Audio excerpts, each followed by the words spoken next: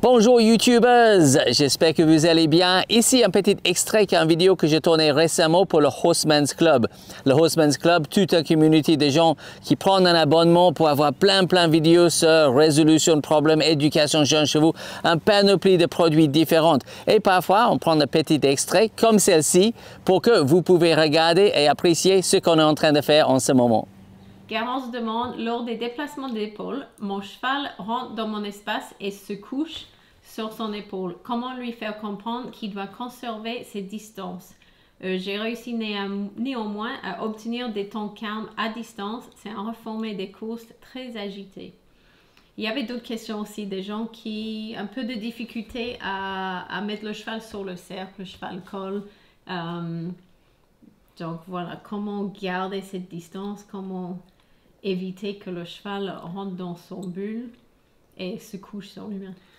Intéressant. Je reviens sur la question de Garance, c'est ça? Oui. Quand on a un problème, parfois on a une tendance de voir le problème et aller un petit peu directement vers le problème.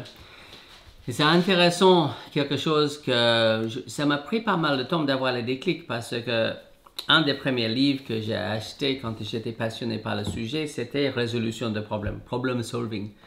Et je me suis dit, ok, il y a un problème, il y a la solution. Et à un moment, pendant le schéma pour devenir un homme de cheval, j'ai eu une découverte qui a un petit peu changé de choses pour moi, c'était que, en fait, non, souvent on va direct vers le problème et attaquer frontalement le problème, c'est souvent pas la bonne solution. Souvent, quand on met en place une bonne éducation de base, on résout le problème sans attaquer le problème. Et que la résolution de le problème est parfois là où on ne pense pas de le trouver. J'explique. C'est compliqué d'imaginer, mais imagine que la vraie solution pour isoler les épaules, c'est dans le mener. Je dis, oui, mais comment ça se fait? Bon, quand on va faire marcher, trotter, arrêter et reculer et on éduque le cheval dans l'exercice mené, ne me dépasse pas. Et ça, si vous voulez, pour vous les nouveaux steppers, si vous voulez une vidéo ou une petite série de vidéos qui peuvent vous donner un très bon aperçu de là où on va et des choses que vous pouvez faire avec votre cheval, il y a une petite série, Oliver m'a aidé pour qu'on sait où est-ce qu'on peut trouver ça sur le Horseman's Club. Oui. Mais c'est les 10 fondamentaux. Donc les 10 fondamentaux au sol et les 10 fondamentaux montés.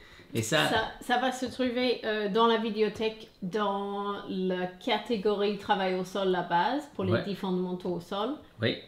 Et dans la partie travail monté, la base, pour les 10 fondamentaux montés. Je vais vous montrer vite. Et travaille sur ces choses-là, pas important la problématique que vous avez. Travaille sur ces choses-là parce que la solution de différentes problématiques est probablement là-dedans. Si on a un bon menée, donc c'est exercice numéro 7. Sur les 10 fondamentaux au sol. Marcher, trotter, arrêter, reculer. Et le cheval apprend de ne pas dépasser. Donc, on laisse faire l'erreur, on pousse l'arrière-main, on recule, jusqu'à le cheval arrête quand on arrête, recule quand on recule et avance quand on avance. Et il a compris, ne dépasse pas l'humain.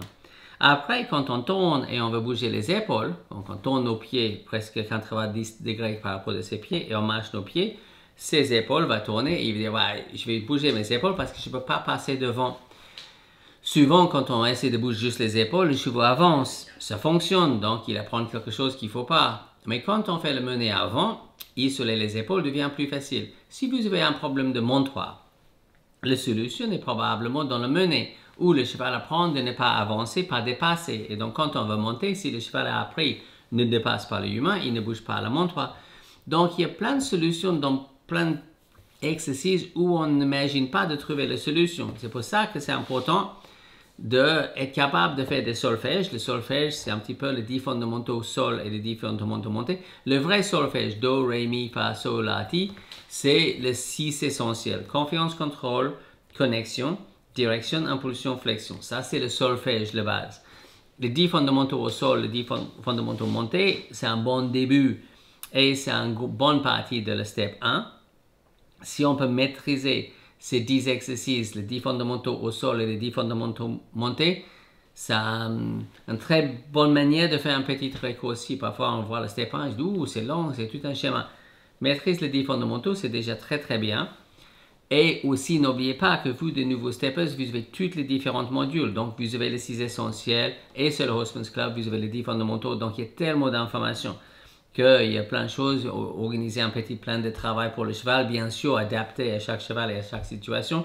Mais maîtrise les 6 essentiels, maîtrise les 10 fondamentaux, c'est déjà très très très bien. Et vous allez trouver des solutions de pas mal de problématiques sans attaquer le problème. J'ai un autre ami, il avait un petit problème pour isoler les épaules montées. Et un grand nombre de cheval, qui s'appelle Tom Dorrance, a expliqué que si tu peux isoler l'arrière-main, isoler les épaules, et après combiner les deux hanches et épaules, vous allez mieux arriver à isoler les épaules.